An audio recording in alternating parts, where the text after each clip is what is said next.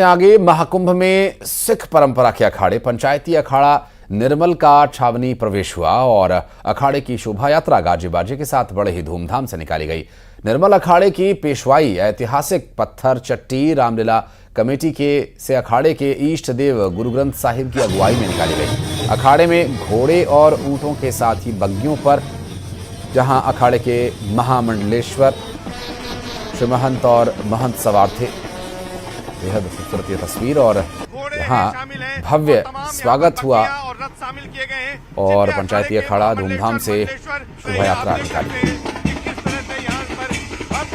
महाकुंभ मेला क्षेत्र में लगातार अखाड़ों का प्रवेश हो रहा है और 13 जनवरी पौष पूर्णिमा के स्नान के साथ ही महाकुंभ का आगाज हो जाएगा और जो सनातन का वैभव है वो इस पेशवाई में नजर आ रहा है। और निर्मल अखाड़े की ये पेशवाई है श्री पंचायती अखाड़ा निर्मल में। आप देख सकते हैं घोड़े हैं शामिल हैं और तमाम यहाँ पर बग्गियां और रथ शामिल किए गए हैं, जिनमें अखाड़े के महामंडलेश्वर मंडलेश्वर और इसके साथ साथ तमाम महंत श्री महंत हैं और सुंदर झांकियां इसमें निकाली गई हैं। भगवान शिव के जो गण हैं वो भी इसमें दिखाई पड़ रहे हैं और अनोखे अंदाज में ये यहाँ पर बिल्कुल अद्भुत नजारा यहाँ पर महाकुंभ में देखने को मिल रहा है।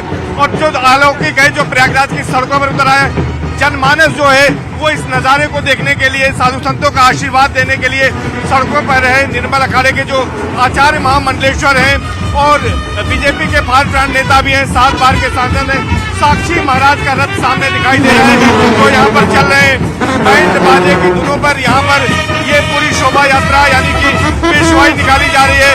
महाकुंभ छावनी शोभा यात्रा जो निर्मल अखाड़े की अगर बात करें तो 7 परंपरा के अखाड़े हैं और 3 अखाड़े वैष्णव परंपरा के, 3 उदासीन परंपरा के जो अखाड़े हैं उसमें निर्मल अखाड़े का भी नाम आता है।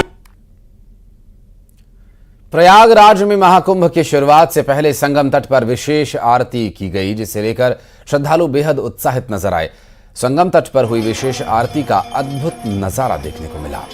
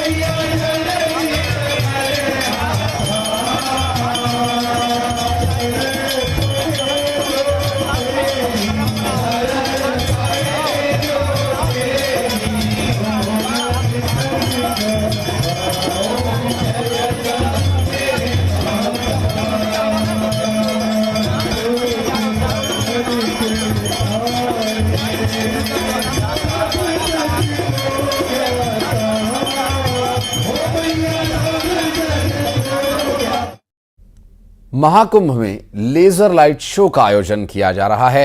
लेजर लाइट की किरणें संगम के बीच एक अजब छटा बिखेर रही हैं। पानी पर पड़ रही ये किरणें बेहद खूबसूरत दिखाई देती हैं। भव्य दिव्य महाकुंभ में ये लेजर शो 4 चांद लगा रहा है।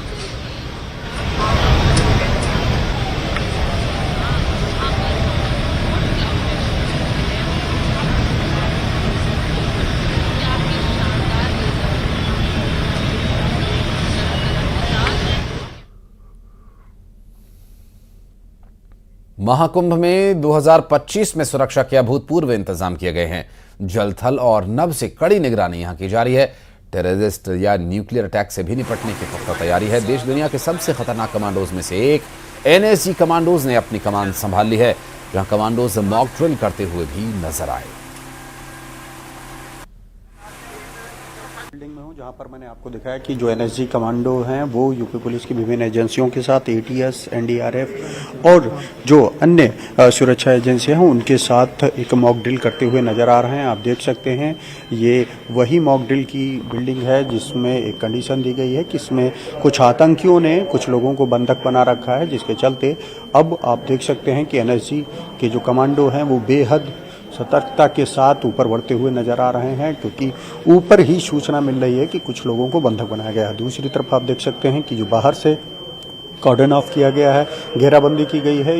वो यूपी पुलिस की जो एंटी टेररिस्ट स्क्वाड है यानी कि एटीएस के जो जवान हैं उन्होंने बाहर से घेराबंदी की है, लेकिन जो मेन ऑपरेशन है उसको एनएसजी के जाबाज जवान अंजाम देते हुए नज़र आ रहे हैं। आप देख रहे हैं कि इस वक्त जो यहाँ पर वो ये ऑपरेशन लगातार कर रहे हैं और कोशिश कर रहे हैं कि लोगों को छुड़ाया जाए।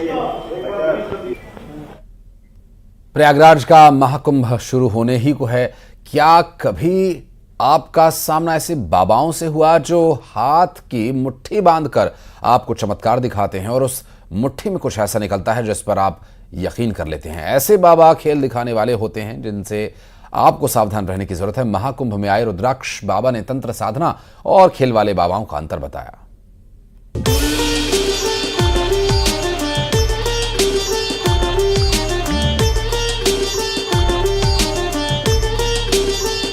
साधु संतों के अनोखे रंग प्रयागराज महाकुंभ में देखने को मिल रहे हैं।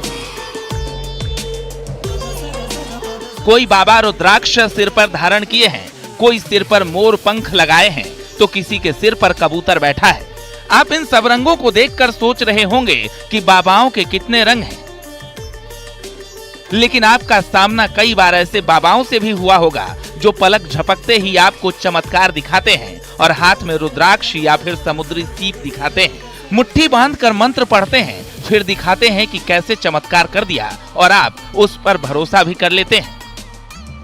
लेकिन कुंभ में आए रुद्राक्ष बाबा ने ऐसा करने वाले बाबाओं की पोल खोल दी है। रुद्राक्ष बाबा का कहना है कि ये सब खेल दिखाने वाले हैं, ये बाबा नहीं है। ये खेल दिखाने वाले हैं, ये तमाशा दिखाने वाले हैं। सिद्धि कोई प्रदर्शन की वस्तु नहीं होती है। सिद्धि एक साधना है और साधना कोई प्रदर्शन की वस्तु नहीं होती है। क्या? वो तो जो गुप्त रखते हैं, अंतःकरण में हमारे हैं, हमने भजन किया, आपको कुछ कोई आशीर्वाद दिया और वो फलीभूत होगी, वो है सिद्धि। हाँ, सिद्धि नहीं, वो भी हमारे साधना का फल है। हाँ, जो सन्यासी सभी संत निष्काम भजन करते, सबको आशीर्वाद प्रदान करते, उसमें वो स्वतः ही मिल जाते हैं। जाहिर है रुद्राक्ष बाबा ये बताना चाह रहे हैं कि तंत्र साधना और साधु की तपस्या दोनों अलग अलग चीजें हैं और जादू टोना खेल तमाशा दिखाने वाले करते हैं, उनका इस साधना से दूर दूर तक नाता नहीं है। सात्विक सिद्धि और साधना के लिए लंबे समय तक साधु तप करते हैं, उनकी इसी तपस्या के जरिए शक्ति मिलती है। इसी सात्विक साधना से ऐसे संत भक्तों के भले के लिए आशीर्वाद देते हैं। सात्विक साधना कभी नहीं होने वाली नहीं होती है। देखो, सिद्धि के लिए प्रयास नहीं, हमारे कई प्रकार की सिद्धियां होती है। एक तो तंत्र माध्यम से, तंत्र क्रिया के माध्यम से, एक सात्विक क्रिया के माध्यम से। सात्विक जो सिद्धि होती है वो अक्षय होती है, कभी नष्ट होने वाले, कभी खत्म होने वाले नहीं होते हैं। तो अब तकरीबन अधिकांश साधु संत जो है सात्विक साधना करते हैं। सात्विक साधना में क्या होता है, सिद्धि कोई चीज वस्तु नहीं है। सिद्धि के लिए हम लोग साधना नहीं करते, साधना करते हैं, उसके फलस्वरूप हम किसी को आशीर्वाद दे देते हैं। वो आशीर्वाद साधना के रूप में मेरे साधना बन के उसको फलीभूत हो जाता है, उसको लोग सिद्धि मान लेते हैं। प्रयागराज में आस्था का महाकुंभ सज चुका है। ऐसे में बाबाओं की अनोखी कहानियां भी आपके सामने आ रही हैं। बहरहाल रुद्राक्ष बाबा ने तंत्र साधना और जादू के बीच अंतर बताने की कोशिश की है, जिसे खेल दिखाकर आपको झांसे में लेने वाले बाबाओं से आप बच सकें। Bureau report, news 18। और खबरें आगे भी जा रही हैं, वक्त एक छोटे से ब्रेक का, जल्द लौटते हैं।